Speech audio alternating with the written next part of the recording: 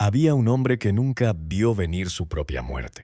Un general de 36 años, cubierto de medallas ganadas en 4 países distintos, que había sobrevivido la guerra relámpago en Polonia, la caída de Francia, las montañas de Grecia y el infierno helado del frente soviético, iba a ser alcanzado por el acero de la Marina Británica en un patio de tierra francesa un martes de junio de 1944, sin poder disparar un solo tiro de represalia. Había una división entera de adolescentes, algunos con apenas 16 años, entrenados bajo su mando para morir con una ferocidad que asombraba a sus propios adversarios. Había crímenes de guerra cometidos a pocos kilómetros de donde él dormía, crímenes que él mismo ordenó investigar y que la historia no olvidaría jamás. Y había un estruendo que llegó desde el horizonte marino, invisible, imparable, definitivo. Bienvenidos al canal, el espacio donde la historia más oscura del siglo XX cobra voz y se convierte en crónica. Si es la primera vez que nos visitas, suscríbete ahora y activa la campanita para no perderte ninguno de nuestros episodios. Hoy te traemos la historia de Fritz Witt, el general de las Waffen-SS, que comandó una de las divisiones más temidas de la Segunda Guerra Mundial y que cayó fulminado por los cañones de la flota real británica sin poder defenderse. Quédate hasta el final, porque la historia de este hombre no es solo la de un soldado nazi, es la historia de un sistema que devora a quienes le sirven y que cobra su factura con una precisión mortal. Cuéntanos en los comentarios si habías escuchado antes el nombre de Fritz Witt y qué sabes de la batalla de Normandía. La historia comienza en 1908 en la ciudad industrial de Hohenlimburg, en la región del Rin del Norte Westfalia, en el corazón del Imperio Alemán. Era una Alemania que aún no sabía lo que le esperaba, una nación que todavía no había conocido la humillación del Tratado de Versalles ni el hambre de los años 20. Fritz Witt nació el 27 de mayo de ese año en el seno de una familia de comerciantes. Una familia de clase media que esperaba para su hijo una vida ordenada, predecible y sin sobresaltos. Creció entre las chimeneas de las fábricas textiles y las calles empedradas de una ciudad que vivía del trabajo y de la disciplina. Y así, durante años, el joven Fritz pareció seguir ese camino sin desviarse. Trabajó en la industria textil, aprendió el oficio, cumplió con las expectativas de su familia. Pero entonces llegó la Gran Depresión, y con ella la fractura de todo lo que parecía sólido y permanente. En junio de 1931, Fritz Witt perdió su empleo. Tenía 23 años, ningún futuro claro frente a él y una Alemania desmoronándose a su alrededor. Las calles estaban llenas de desempleados, de veteranos de la Gran Guerra amargados, de hombres que buscaban culpables y encontraban en el discurso nazi una respuesta simple a preguntas demasiado complejas. Y Fritz Witt, como tantos otros de su generación, eligió la sombra. En diciembre de 1931 se unió al Partido Nacional Socialista de los Trabajadores Alemanes, el partido de Adolf Hitler. Ese mismo ingresó a las filas de las SS. Era el comienzo de un camino sin retorno. Las SS en 1931 no eran aún la maquinaria de terror en la que se convertirían. Eran una organización paramilitar de escolta, un cuerpo de élite construido sobre la lealtad personal a Hitler y el fanatismo ideológico. Fritz Witt entró con el número de registro 21.518. Una cifra que marcaba su posición entre los primeros cuadros de una organización que crecería hasta convertirse en uno de los instrumentos más letales del régimen nazi. En marzo de 1933, pocas semanas después de que Hitler asumiera el poder como canciller, Witt fue incorporado a la SS Stabswacht Berlin, la guardia de seguridad personal del Führer en la capital alemana. Era un puesto de honor, reservado para los más fieles y los más capaces entre todos los hombres de las SS. Y Witt se adaptó con una eficiencia que impresionó a sus superiores desde el primer día. La unidad fue rebautizada como SS Sonderkommando Berlin en septiembre de 1933, y Witt recibió el mando de un pelotón. Tenía 25 años, y la responsabilidad lo endurecía con cada semana que pasaba. La doctrina nazi lo moldeaba con la misma precisión con la que el acero se forja en el fuego. Temperatura extrema, presión constante, resultado irreversible. Entrenaba a sus hombres con una exigencia sin concesiones. convencido de que la debilidad era el mayor pecado de un soldado. Este núcleo de guardianes del Führer sería el embrión de lo que más tarde se convertiría en la División Leibstandarte SS Adolf Hitler, la unidad de élite que sería la primera en cruzar las fronteras de Europa a sangre y fuego. En enero de 1935, Witt fue destinado como comandante de compañía en la SS Standard Deutschland, otra unidad que con el tiempo formaría el esqueleto de la división Das Reich. Cada paso lo acercaba más al corazón de la máquina bélica nazi. Durante esos años de preguerra, Witt se convirtió en un oficial metódico, frío en el ejercicio del mando, apasionado en la doctrina. No era un hombre de discursos ni de fanfarronadas vacías. Era un hombre de acción, de órdenes claras, de esperar el momento preciso y golpear con toda la fuerza disponible. Sus camaradas lo respetaban con esa mezcla de admiración y cautela que despiertan los hombres que no tienen miedo y tampoco tienen piedad. Sus superiores lo valoraban. El propio Heinrich Himmler, el jefe supremo de las SS, tenía puesto el ojo en él como uno de los cuadros más prometedores de toda la organización. Witt ascendía en un sistema que premiaba la lealtad ciega y la capacidad de matar sin dudar, y él cumplía con ambos requisitos con una eficiencia perturbadora. Hay algo profundamente inquietante en la trayectoria de este hombre, que no llegó al nazismo a través del odio visceral, sino a través del vacío. El desempleo, la desesperanza, la búsqueda de un propósito en un país destruido. Esos fueron los hilos invisibles que tejieron su lealtad a un régimen criminal.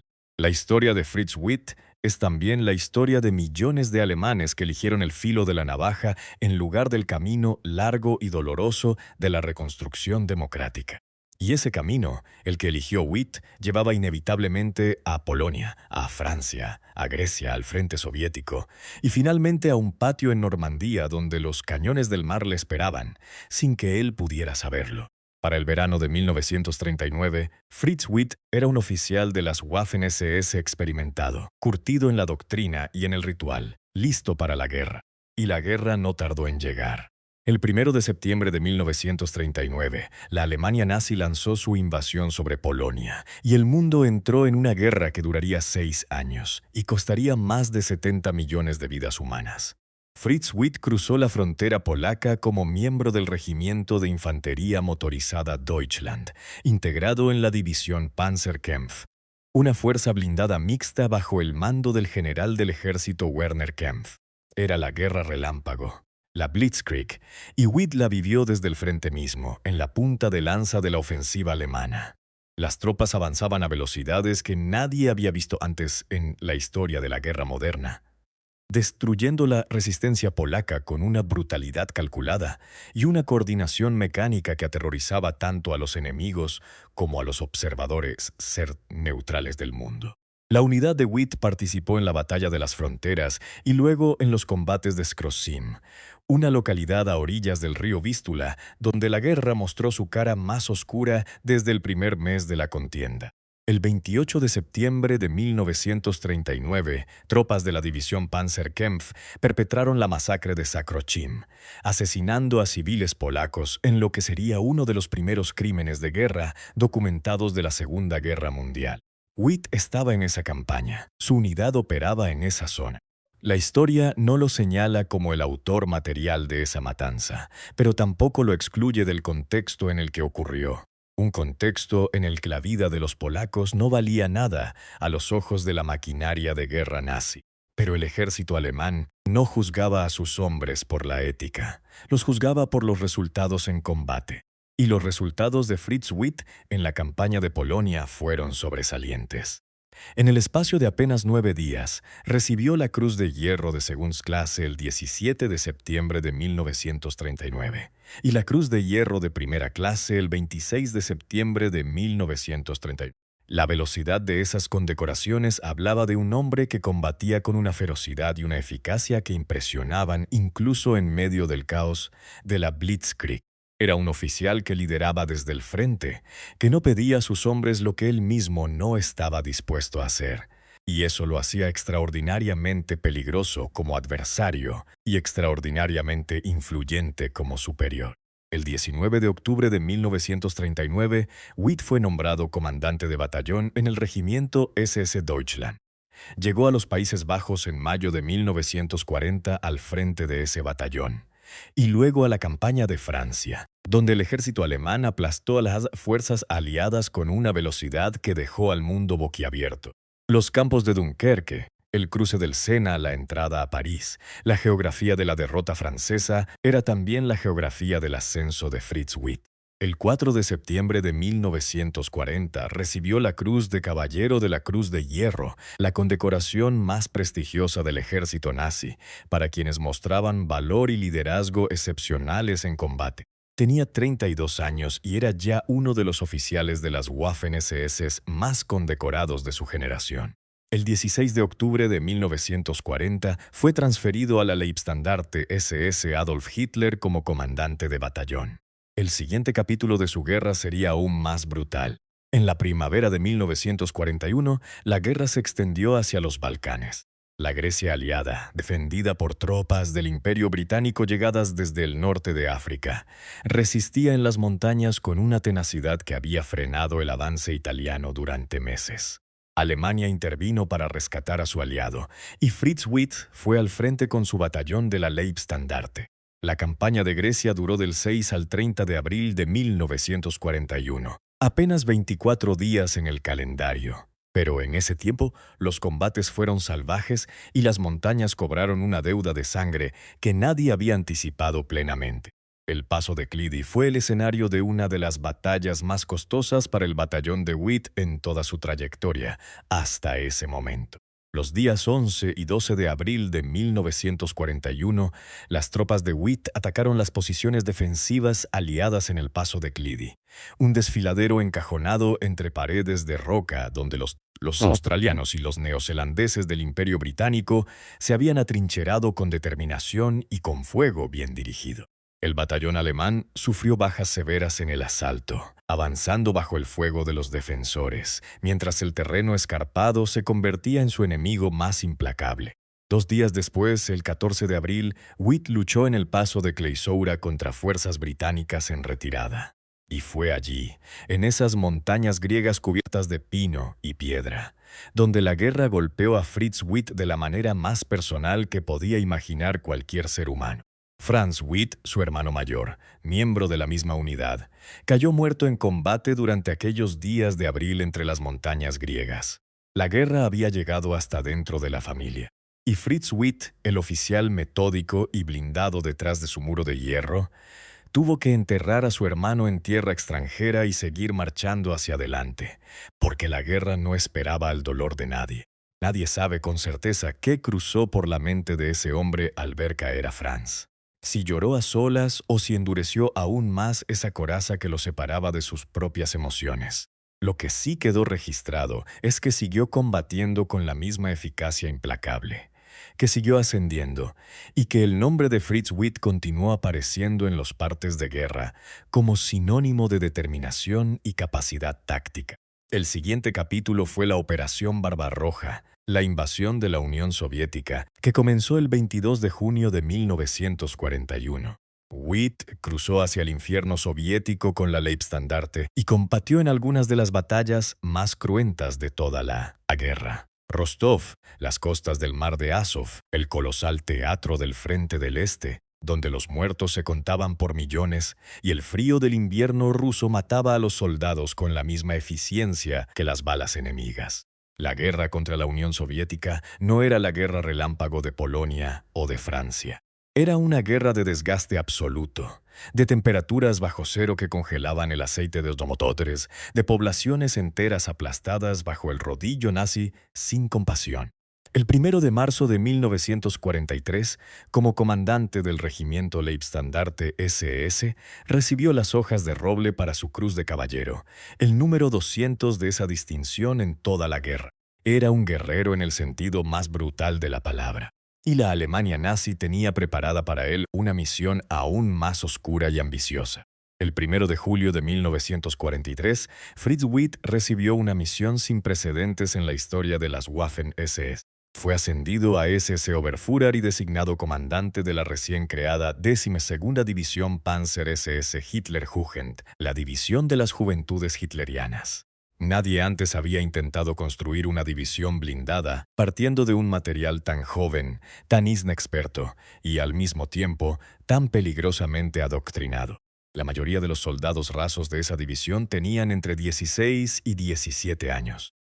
Eran niños criados en la doctrina nazi desde la infancia.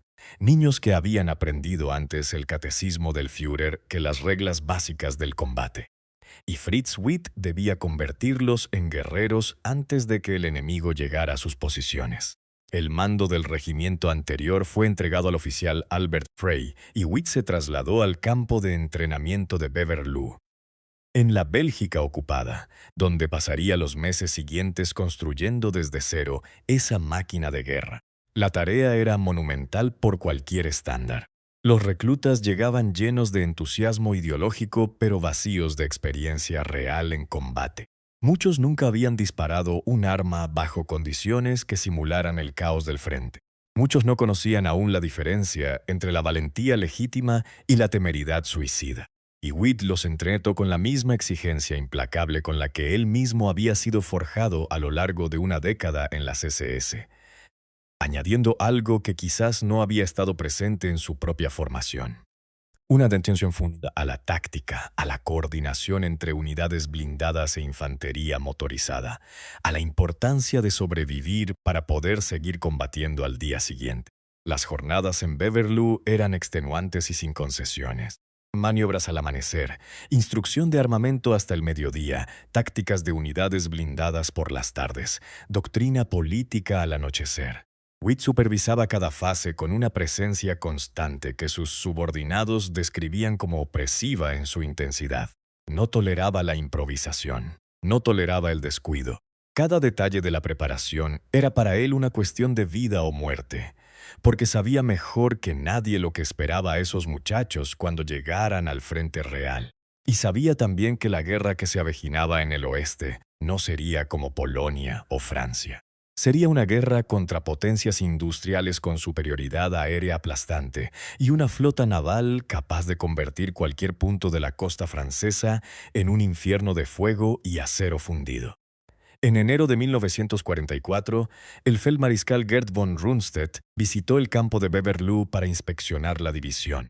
Las fotografías de ese día muestran a Witt firme junto a sus oficiales, al lado del veterano comandante del Grupo de Ejércitos Oeste, escuchando los informes de preparación con la expresión concentrada de alguien que mide cada palabra. La división impresionó a von Rundstedt y el informe fue favorable. En marzo de 1944, la división Hitlerjugend fue trasladada a Francia, posicionada en el norte del país en espera de lo que todos sabían que llegaría, pero nadie podía predecir con exactitud: el desembarco aliado. El 20 de abril de 1944, Fritz Witt fue ascendido a SS Brigadeführer, el equivalente a general de brigada. Tenía 35 años. Era uno de los generales más jóvenes de todo el ejército nazi. Y frente a él tenía a una división de adolescentes que confiaban en él con la fe ciega de quienes no han conocido otra verdad. La tormenta estaba a punto de estallar. El 6 de junio de 1944, los aliados lanzaron la mayor operación anfibia de la historia humana. Miles de barcos cruzaron el Canal de la Mancha en la oscuridad de la madrugada, transportando a más de 150.000 soldados hacia las playas de Normandía. Las costas de Calvados y de la Mancha despertaron bajo un bombardeo naval de proporciones apocalípticas, y las primeras horas del día D quedaron grabadas en la memoria colectiva de la humanidad como uno de los momentos más violentos de todo el siglo XX. Fritz Witt recibió la noticia en su cuartel general y supo de inmediato que ese era el momento que había esperado y temido durante los últimos meses de preparación. La 12ª División Panzer SS Hitlerjugend era una de las reservas blindadas más importantes del ejército alemán en el oeste de Francia. Pero el despliegue de esa reserva dependía de órdenes que debían venir desde el alto mando. Y el alto mando alemán, paralizado por la incertidumbre sobre si el desembarco de Normandía era el golpe real, o una distracción para encubrir el verdadero ataque en otro punto de la costa. Tardó horas decisivas en reaccionar. Hitler dormía cuando llegaron las primeras noticias del desembarco, y nadie en su entorno se atrevió a despertarlo. Esa parálisis en la cúpula del mando nazi costó horas preciosas que los aliados aprovecharon para consolidar sus cabezas de playa y desembarcar materiales, vehículos y refuerzos en cantidades que harían imposible expulsarlos. Cuando finalmente llegaron las órdenes para la división Hitlerjugend, los hombres de Witt se pusieron en marcha hacia el norte, hacia la línea de fuego, y de inmediato encontraron el primer obstáculo que nadie en el alto mando alemán había previsto con la seriedad suficiente. La superioridad aérea aliada era total y aplastante. Los cielos de Normandía pertenecían a la Real Fuerza Aérea Británica y al Ejército del Aire de los Estados Unidos. Los aviones de caza bombardero sobrevolaban cada carretera, cada columna de vehículos, cada concentración de tropas visible desde el aire, y atacaban sin tregua ni contemplación. Los soldados alemanes tenían un nombre para esa amenaza constante e invisible: Habotod, la muerte que llegaba desde los aviones de asalto antes de que pudieran ver el peligro. Las columnas de la división Hitlerjugend avanzaban de noche y se ocultaban de día, dispersando los vehículos bajo la cubierta de los árboles, cortando los motores cada vez que se escuchaba el rugido de un motor aliado aproximándose en el cielo. Los movimientos que en condiciones normales habrían tomado pocas horas, se convertían en marchas agotadoras de 12, 14, 16 horas de tensión constante. Y aún así, los hombres llegaron a las posiciones defensivas alrededor de Caen, la ciudad normanda que los aliados necesitaban tomar para abrir el camino hacia el interior de Francia y hacer viable toda la campaña. Witt estableció su cuartel general divisional en la zona de Benoit, en las afueras del sur de Caen, y comenzó a organizar la defensa con la eficiencia táctica que lo caracterizaba. El 7 de junio, el día siguiente al desembarco, sus tropas entraron en contacto directo con las divisiones canadienses que avanzaban desde la playa de Juno. La batalla por Caen había comenzado, y con ella, Fritz Witt estaba en el centro de uno de los combates más brutales y prolongados de toda la campaña del oeste. Sus jóvenes soldados iban a demostrar una ferocidad que sorprendería a propios y extraños. Pero la superioridad aliada en el aire y en el mar era abrumadora desde el primer momento. Los combates alrededor de Caen fueron una carnicería sin paliativos. La tercera división de infantería canadiense avanzaba desde la playa de Juno con el objetivo de tomar la ciudad antes de que cayera la noche del 6 de junio. Pero los regimientos de la división Hitlerjugend la detuvieron en seco y la obligaron a empantanarse en una guerra de aldeas, setos y campos que se extendería durante semanas interminables de sangre y fuego. Los jóvenes soldados de las SS combatían con una ferocidad fanática, con una disposición al sacrificio que sus propios oficiales contemplaban con una mezcla perturbadora de orgullo ideológico y horror humano. Muchos de ellos no habían cumplido los 18 años. Muchos morirían antes de poder cumplirlos. Witt dirigía la defensa desde su cuartel general con una precisión táctica que sus propios adversarios llegarían a reconocer después de la guerra en los informes y memorias de los oficiales canadienses. Desplazaba sus batallones con rapidez, cerraba brechas antes de que los canadienses pudieran explotarlas, coordinaba el apoyo de los tanques Panzer con la infantería motorizada en un terreno difícil y cortado por los setos normandos que los locales llamaban bocage, esa red densa de cercas de tierra y vegetación que convertía cada campo en una fortaleza natural y reducía la ventaja numérica y material de los aliados en el combate tierra a tierra. Pero en el aire la situación era desesperada e irreversible. Los aviones de caza bombardero de la Real Fuerza Aérea Británica sobrevolaban la línea de combate, con una presencia que se volvía cada día más insoportable para los defensores alemanes. Cada vez que un tanque intentaba moverse en campo abierto, el riesgo de ser localizado y destruido desde el aire era inmediato y real. Cada vez que una columna de abastecimiento intentaba acercarse a las posiciones de primera línea, los aviones la diezmaban en la carretera antes de que llegara a su destino. La logística alemana en Normandía era una pesadilla continua de carreteras bombardeadas, vehículos destruidos en llamas y suministros que nunca llegaban a tiempo ni en cantidad suficiente. Y por encima de todo estaban los cañones del mar. Desde el primer día del desembarco, los buques de guerra aliados apostados en el Canal de la Mancha disparaban sin cesar sobre las posiciones alemanas tierra adentro, con una precisión guiada por observadores terrestres y aviones de reconocimiento que localizaban los objetivos con una eficacia creciente. El sonido de esos proyectiles llegando desde el horizonte era diferente a cualquier otra cosa que los soldados alemanes hubieran escuchado en todos sus años de guerra. Un silbido profundo y grave, casi como un tren que volara rasante, seguido de una explosión que levantaba la tierra en géiseres negros de humo y fuego. Cada impacto de la artillería naval podía destruir edificios enteros, arrasar trincheras, pulverizar tanques blindados. Y no había absolutamente nada que los defensores alemanes pudieran hacer al respecto. Witt lo sabía con la claridad amarga de quien conoce sus propias limitaciones. Entendía que sus posiciones estaban expuestas a una amenaza que ningún arma bajo su mando podía neutralizar ni silenciar. La fuerza aérea alemana era prácticamente invisible en los cielos de Normandía. Superada en número, agotada en combustible, incapaz de ofrecer la cobertura que sus propias tropas en tierra desesperadamente necesitaban. Los marineros y aviadores aliados actuaban con una impunidad que crecía cada día. Los soldados alemanes debían sobrevivir en ese infierno con lo que tenían.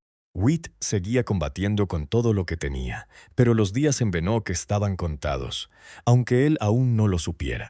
El 7 de junio de 1944, el día después del día D, una sombra más oscura que la guerra misma cayó sobre el nombre de la división Hitlerjugend.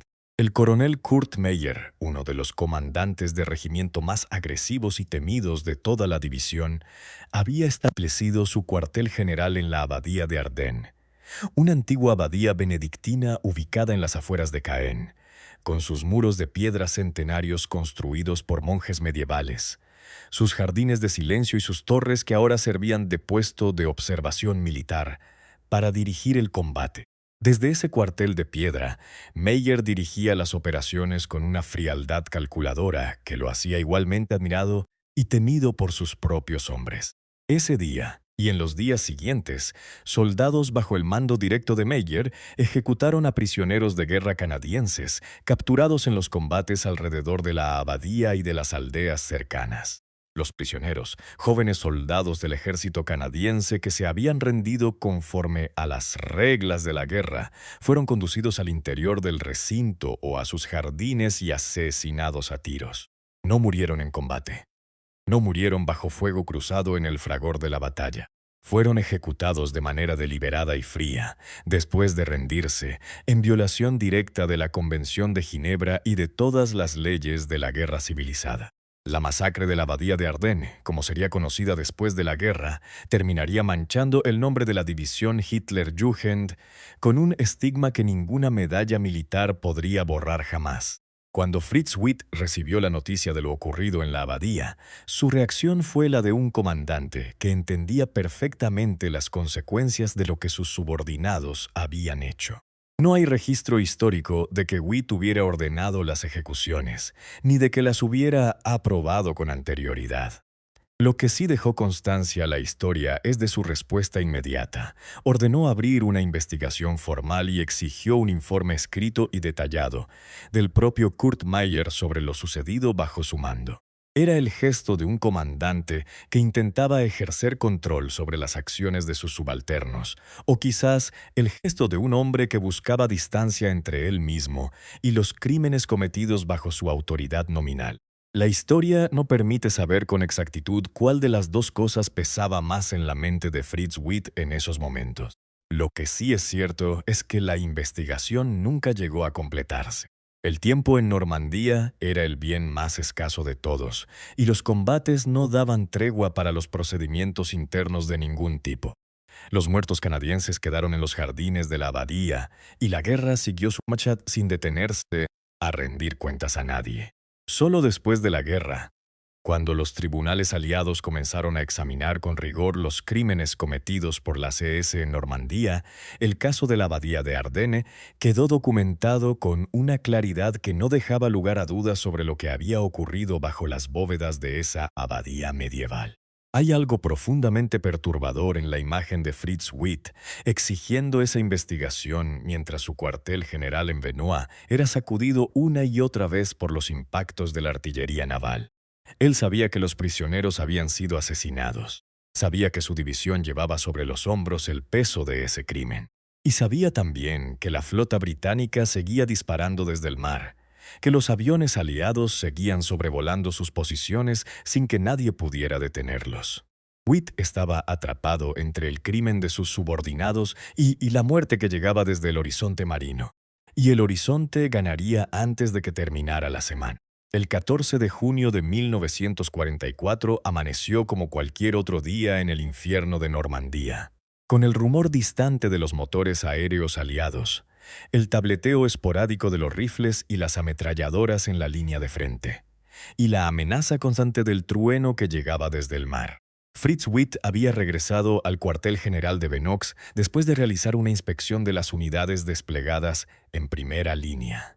Era el tipo de visita que hacía con regularidad, desplazándose cerca del frente para ver con sus propios ojos la situación real de sus tropas, para escuchar los informes directamente de los oficiales que combatían en el barro y en los setos, sin el filtro de la distancia.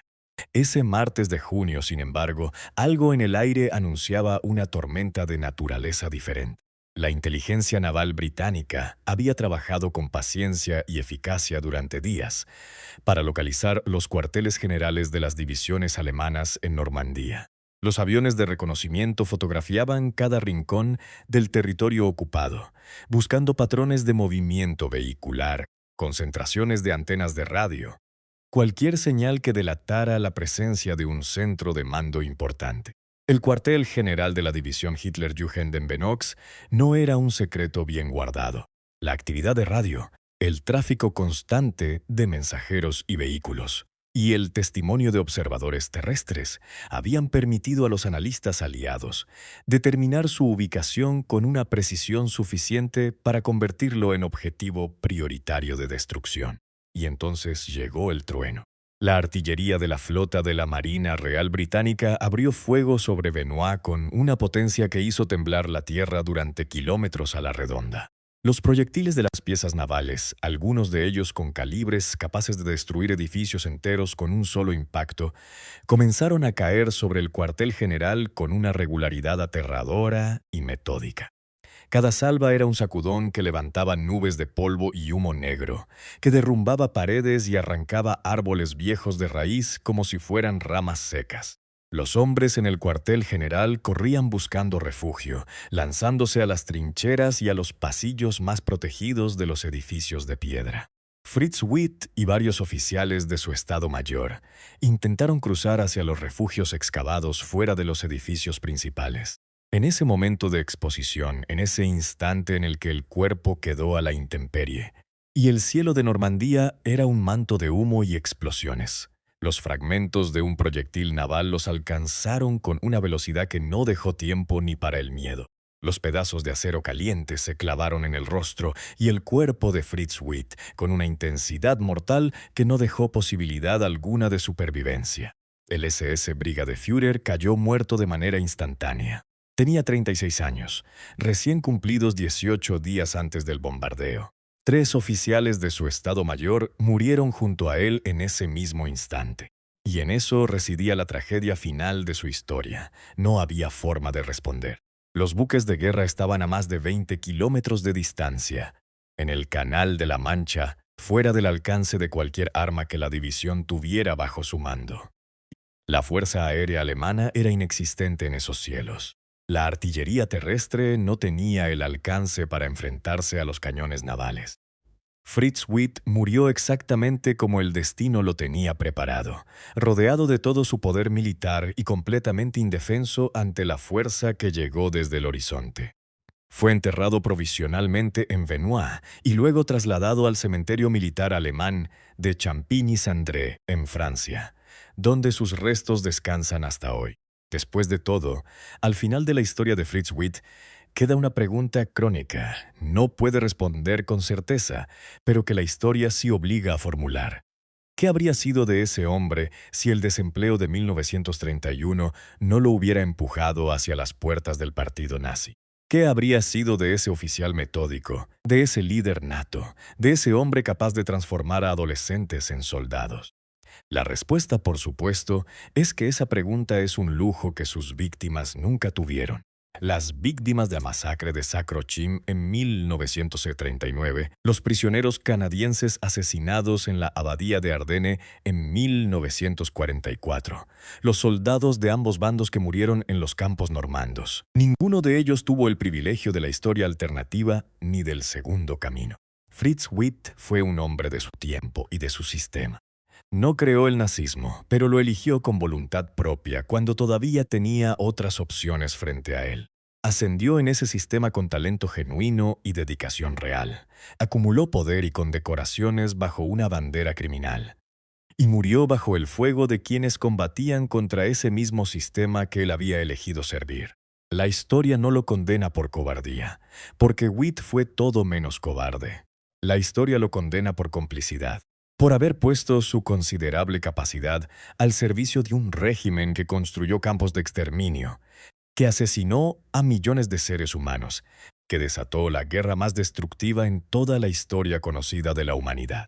Y así fue como un hombre que eligió la sombra en 1931 encontró su fin en la sombra de junio de 1944, en un patio normando sacudido por el fuego invisible que llegó desde el mar.